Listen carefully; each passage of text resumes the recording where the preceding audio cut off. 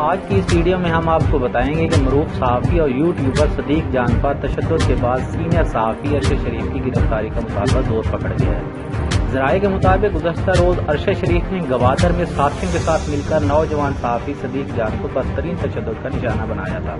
صدیق جان کا mobile phone بھی توڑ ڈالا تھا۔ صدیق جان اور ارشد شریف کے درمیان کافی عرصے سے سوشل میڈیا پر چپکلش چل رہی تھی۔ گوادر میں صدیق جان اور ارشد شریف کا سامنا ہوا تو ارشد شریف ان کے پروگرام پاور پلے کے پروڈیوسر عدیل راجہ اور ان کی ٹیم کے 2 افراد نے صدیق جان پر حملہ کر دیا تھا۔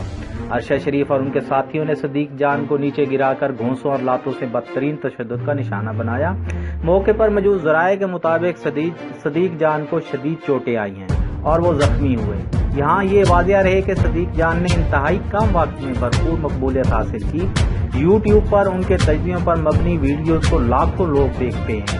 تاہم بتایا جا رہا ہے کہ حال ہی میں پیش آنے والا واقعہ ماضی سے جڑا ہے۔